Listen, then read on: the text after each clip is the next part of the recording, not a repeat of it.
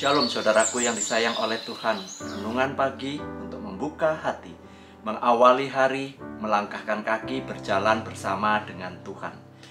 Dalamnya laut dapat diduga, namun dalamnya hati siapa tahu. Ini adalah sebuah peribahasa yang memiliki arti bahwa kita sulit untuk mengetahui apa yang ada di dalam hati atau pikiran seseorang.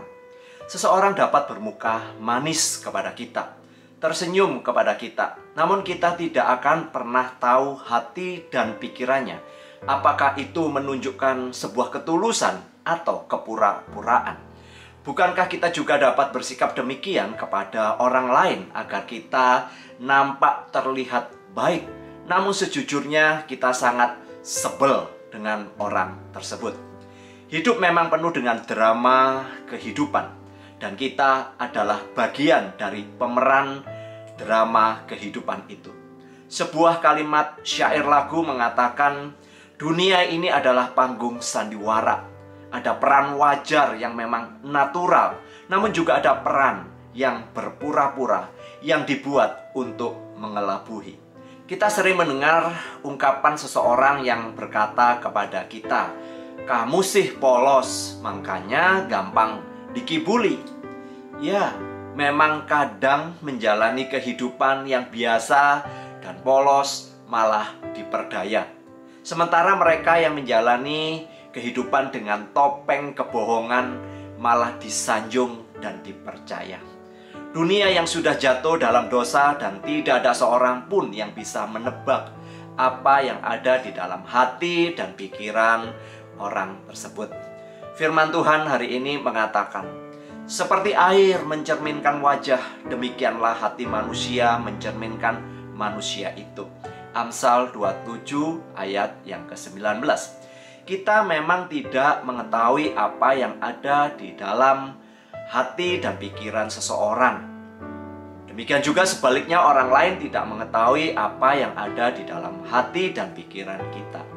Namun jangan lupa, Tuhan adalah Maha Tahu. Ia mengetahui segala rancangan yang ada dalam hati dan pikiran kita, baik itu hal yang baik maupun hal yang jahat. Di mata Tuhan segala jalan pikiran dan hati kita tidak ada yang dapat disembunyikan. Tuhan bahkan mengetahui segala hal yang hendak kita rancangkan. Dalam Alkitab kita bisa melihat contoh yang nyata. Raja Herodes memiliki hati yang jahat terhadap Yesus yang sudah lahir. Sekalipun ia menyatakan kepada orang-orang Majus bahwa dirinya hendak datang untuk menyembah Yesus, namun hatinya berkata lain. Herodes memiliki hati yang jahat, dan hal ini terbukti saat ia tidak memperoleh informasi yang jelas akan keberadaan Yesus dan keluarganya. Maka ia membunuh semua bayi atau anak yang berusia di bawah 2 tahun. Ucapan yang manis dari Herodes, namun hati pikirannya memiliki niat yang jahat, yang sangat keji. Allah mengetahui apa yang ada di dalam hati dan pikiran manusia, segala rancangan dan perencanaan, segala hal yang tersimpan di dalam diri manusia. Natal adalah momen bagi kita untuk membereskan masalah hati. Kita mungkin merasa tersakiti dan menyimpan kemarahan, rasa kecewa, sakit hati yang dalam, yang mungkin membuat kita terus-menerus terluka. Mungkin kita sudah bersikap berpura-pura, tersenyum dan berlaku ramah, namun hati dan pikiran kita masih menyimpan kebencian dan kemarahan. Bibir kita mengatakan mengampuni, namun sejatinya hati kita diliputi oleh rasa sakit yang dalam dan sulit untuk melepaskan pengampunan. Kita mungkin menjaga image agar nampak mesra dan bahagia dengan pasangan, anak-anak kita, menantu, mertua, namun sejatinya sejuta rasa kecewa dan benci menyelimuti hati dan pikiran kita. Kristus datang untuk mendamaikan manusia dengan Allah. Manusia yang sudah jatuh dalam dosa tidak akan pernah dapat kembali memiliki relasi dengan Allah. Kecenderungan hati manusia adalah jahat adanya. Dan Allah mengetahui sesungguhnya kita tidak akan dapat membereskan masalah ini dengan upaya kita sendiri. Kita perlu kasih karunia dari Kristus agar hati dan pikiran kita disucikan, dibersihkan oleh pengorbanannya. Saat Kristus dalam hati dan pikiran kita, maka kita sedang menjalani proses transformasi untuk memiliki hati dan pikiran yang baik dan benar. Sekalipun kita belum sempurna, namun oleh pertolongan Roh Kudus kita berproses untuk memiliki hati dan pikiran sama seperti Kristus. Saatnya kita membuka hati bagi Kristus dan mempersilahkan Dia untuk masuk ke dalam hidup kita, sehingga Kristus akan membereskan segala bentuk ketidakbenaran yang masih tersimpan di hati dan pikiran kita. Seperti air dapat mencerminkan wajah kita, demikian juga hati kita dapat mencerminkan kasih Kristus kepada orang lain. Mari merayakan Natal tahun ini dengan memiliki tekad dan komitmen untuk membereskan masalah hati. Mari kita berdoa.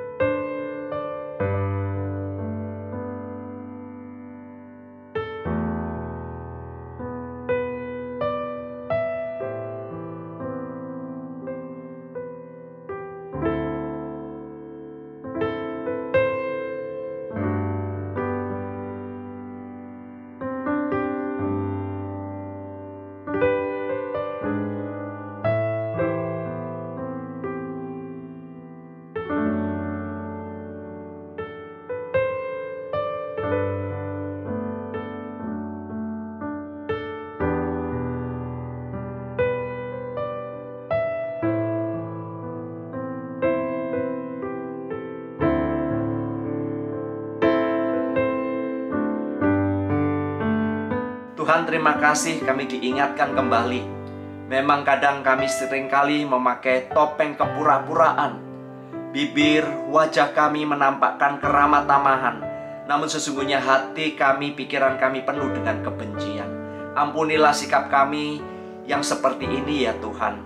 Sekarang melalui Natal, memahami tentang kelahiran dan pengorbanan Engkau, ajarlah kepada kami untuk memiliki hati dan pikiran yang murni sama seperti Engkau, sehingga di dalam perjalanan hidup kami boleh memiliki hati yang beres, pikiran yang beres di hadapan Tuhan.